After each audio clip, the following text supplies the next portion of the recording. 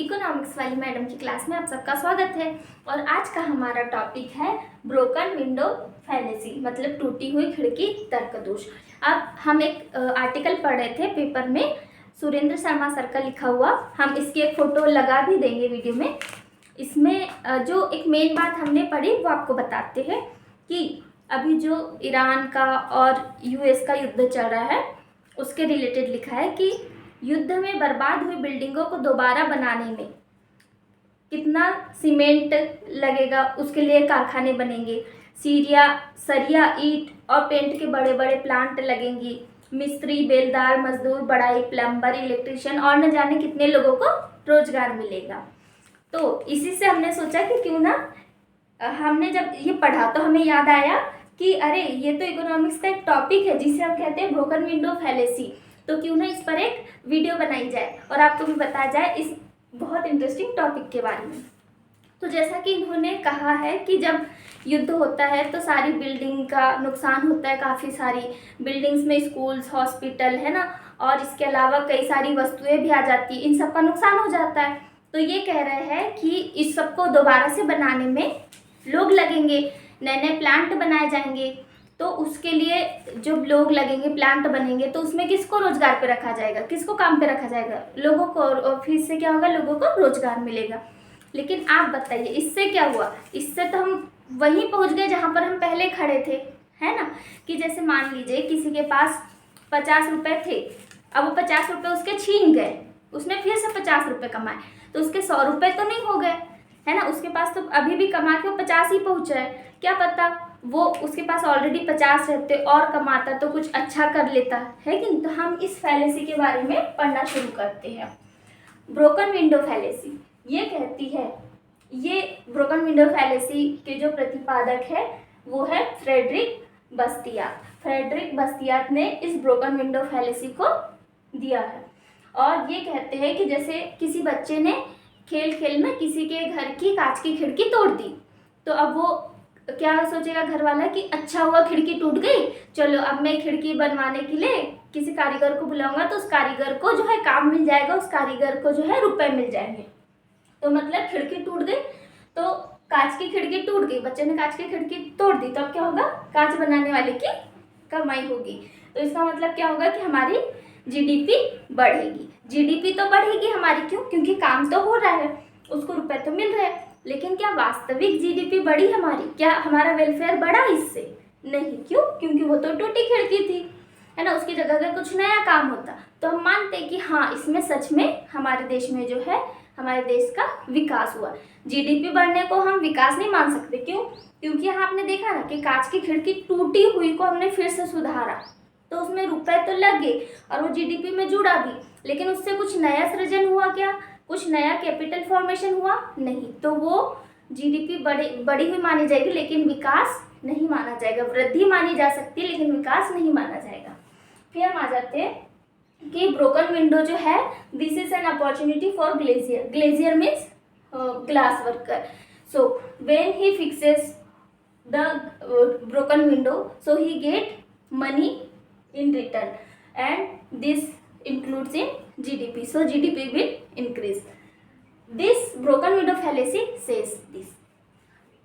तो अब हम आ जाते हैं जो हमने न्यूज़पेपर में युद्ध विनाश के बारे में पढ़ा। तो हमने यहाँ पर लिखा युद्ध विनाश, इससे रोजगार के अवसर बनेंगे। कैसे बनेंगे?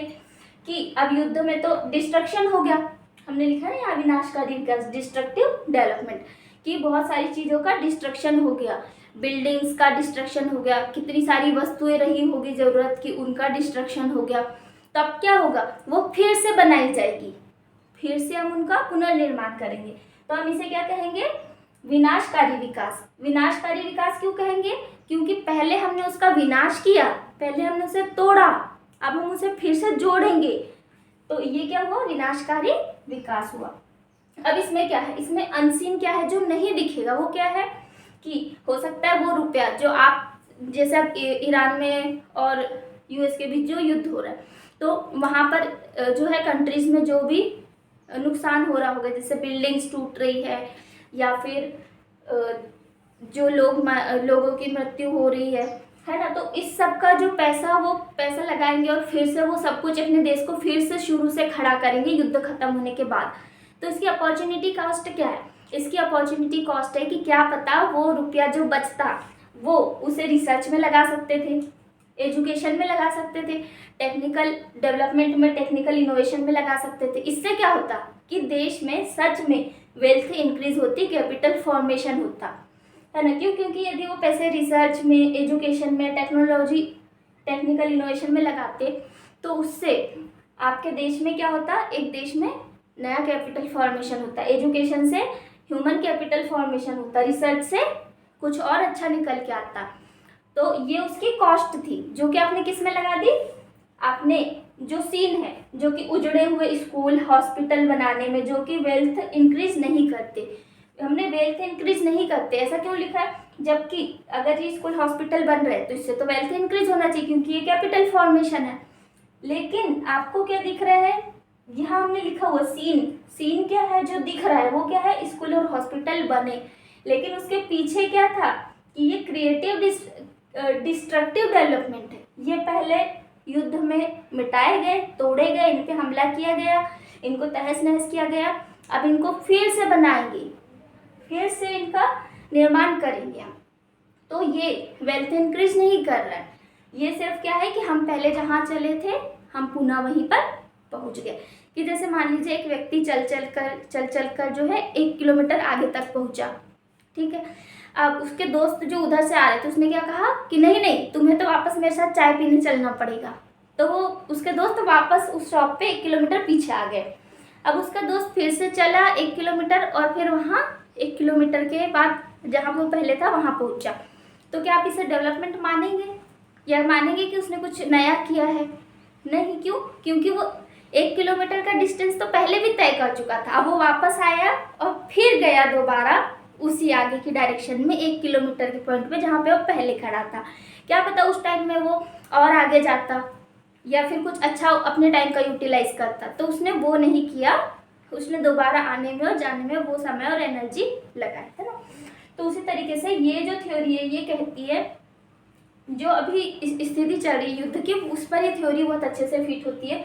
द ब्रोकन विंडो फैलेसी किसने दिया है? फ्रेडरिक बास्तियात ने।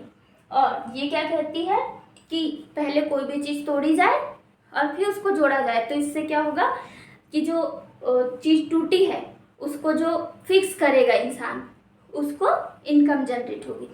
तो ये युद्ध जो है वो इस थ्योरी का हम प्रैक्टिकल एग्जांपल देख सकते हैं कि अब युद्ध में ये सब कुछ टूटेगा, बिल्डिंग्स, हॉस्पिटल्स है, स्कूल्स है, कॉलेजेस है ना, कितने अच्छे रिसर्च सेंटर्स भी होंगे, वो सब फिर से टूटेंगे, तहस नहस होंगे और फिर वो देश फिर से उसे बनाने में एकजुट हो जाएगा और कुल मिला के वो वहीं पर पहुंचेगा जहाँ पर कि वो पहले था। तो आई होप कि आपको ये थ्योरी समझ आई होगी और ये थ्योरी आपने सब प्रैक्टिकल अब देखा होगा कि हाँ ऐसे होता है, और आपने इकोनॉमिक्स वाली मैडम की क्लास में देखा, अपना टाइम दिया, इसके लिए बहुत सारा थैंक यू। और क्लास को लाइक, शेयर, सब्सक्राइब जरूर कीजिए। Thank you so much.